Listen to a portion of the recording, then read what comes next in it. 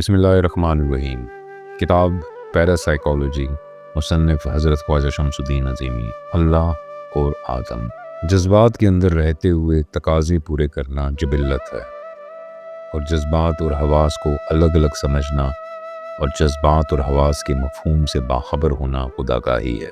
خودآگاہی فطرت ہے، جبلت بدلتی رہتی ہے، فطرت میں تغیر و تبدل واقع نہیں ہوتا۔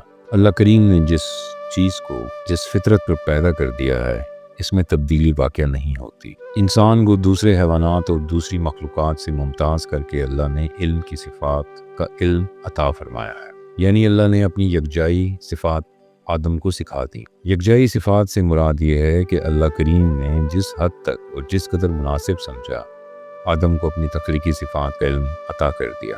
اللہ کے اسماء اللہ کی صفات ہیں، چونکہ اللہ خالق کائنات ہیں، اس لیے اللہ کی ہر صفت اللہ کریم سے ہم رشتہ ہے۔ اس کا مطلب یہ ہوا کہ اللہ نے اپنی ان صفات کے وہ علوم آدم کو سکھا دیے جن صفات کے اوپر کائنات کی تخلیق وجود میں آئی ہے۔ یہ اس لیے ہوا کہ خالق چاہتا ہے کہ مجھے پہچانا جائے۔ پہچاننے کے لیے ضروری ہے کہ آدم خالق کی صفات کا علم رکھتا ہو۔ صفات کا یہ علم اللہ نے دوسری مخلوقات فرشتوں کو بھی عطا کیا ہے، لیکن تخلیقی صفات کے جو علوم اللہ نے آدم کو عطا کیے وہ فرشتوں کو نہیں بتائے۔ مفہوم یہ نکلا کہ آدم کی فضیلت اس بنیاد پر ہے کہ وہ اللہ کی تخلیقی صفات سے واقف ہے۔ چونکہ اللہ نے اس کو اپنی صفات کا علم عطا کر دیا، اس لیے یہ ان صفات کو جاننے کے بعد اللہ تک رسائی حاصل کر لیتا ہے۔ اس کا مطلب یہ نہیں کہ اللہ کی دوسری مخلوق اللہ کو نہیں جانتی۔ اللہ کی دوسری مخلوق بھی اس بات سے واقف ہے کہ ہمارا پیدا کرنے والا اللہ ہے، اور وہی ہمیں زندہ رکھے ہوئے ہے، اور اس نے ہی ہمارے لیے وسائل فراہم کیے ہیں۔ جاننے کی دو طرزیں ہیں۔ ایک طرز یہ ہے کہ آدمی ایک دوسرے آدمی کو جانتا ہے کہ فلاں آدمی دنیا میں موجود ہے، کسی حد تک اس کی صفات سے واقف ہے۔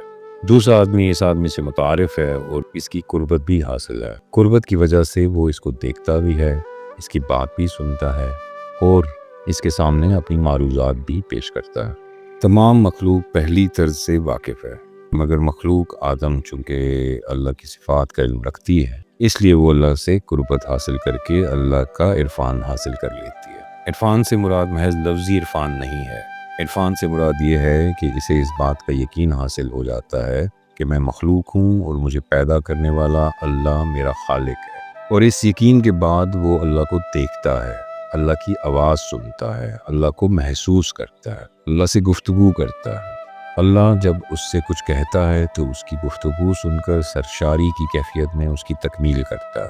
وہ یہ بات جان لیتا ہے کہ میرا وجود اللہ کے رحم و کرم اور اللہ کی محبت پر قائم ہے۔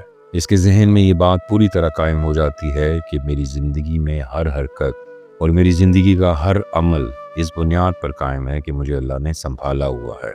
وہ یہ بھی جان لیتا ہے کہ مجھے اللہ نے کس مشیت کے تحت پیدا کیا ہے، میری پیدائش کی غرض و غائد کیا ہے، پیدا ہونے سے پہلے میں کس عالم میں موجود تھا، اور مرنے کے بعد میں کس عالم میں منتقل ہو جاؤں گا۔ وہ اس بات سے باخبر ہو جاتا ہے کہ فرشتے اس کی مسجود ہیں، یعنی اس کے سامنے وہ سارا نقشہ آ جاتا ہے جس کا تذکرہ قرآن نے انی جاعل فی الارض خلیفہ سورہ بقرہ آیت نمبر 30 میں کیا ہے۔ یہ بات بہت زیادہ غور طلب ہے کہ آدم کی اولاد آدم ہے، اور آدم کی اولاد بحیثیت آدم اس بات کا مشاہدہ کر سکتی ہے جن مشاہدات سے آدم گزرا ہے۔ اگر آدم زاد اس بات کا مشاہدہ نہیں کرے جس حالت کا مشاہدہ آدم نے کیا، یعنی خود کو فرشتوں کا مسجود دیکھنا، اللہ اور فرشتوں کے درمیان مکالمہ ہونا، اللہ کریم کا یہ ارشاد فرمانا کہ ہم نے آدم کو اپنی تمام صفات کا علم سکھا دیا ہے، اور فرشتوں کا یہ کہنا کہ ہم صرف اس حد تک واقف ہیں جس حد تک آپ نے ہمیں علم عطا فرمایا۔ یہ تمام فلم اگر آدم ذات بندے کے سامنے نہ آئے تو وہ ہرگز آدم کی اولاد کہلانے کا مستحق نہیں ہے۔ اس کی حیثیت اس آدم کی ہرگز نہیں ہے جس آدم کے بارے میں اللہ تعالیٰ نے ارشاد فرمایا کہ یہ میرا نائب اور خلیفہ ہے۔ اس کے اختیارات استعمال کرنے پر قدرت نہیں رکھتا تو وہ ہرگز نائب نہیں ہے۔ اس تمام گفتگو کا اجمال یہ ہوا کہ آدم ذات اگر ازل میں اس واقعے سے واقف نہیں ہے اور ان واقعات کو اس کی زندگی میں نہیں دیکھتا جن کی بنیاد پر آدم کو نائب اور خلیفہ بنایا گیا ہے، تو وہ آدم کی صف میں شمار نہیں ہوتا۔ اور اگر کھینچ تان کر محض شکل و صورت کی بنیاد پر اس کو آدمزاد کہہ بھی دیا جائے تو اس کو ناخلف اولاد سے زیادہ کوئی حیثیت نہیں دی جا سکتی، اس لیے کہ وہ اپنے باپ کے ورثے سے محروم ہے۔ باپ کے ورثے سے محروم اولاد ناخلف ہوتی ہے۔ دوسری صورت یہ ہے کہ اگر کوئی بندہ اللہ کے اسماء کا علم نہیں جانتا تو وہ اللہ کا نائب نہیں ہے۔ آدمزاد کو دوسری مخلوقات پر جو شرف حاصل ہے اس کی وجہ صرف یہ ہے کہ آدمزاد اللہ کے اسماء کا علم جانتا ہے اور اس علم کی بنیاد پر وہ اللہ کا نائب ہے۔ چونکہ آدم اللہ کا نائب ہے اس لیے وہ اللہ کے اختیارات استعمال کر سکتا ہے۔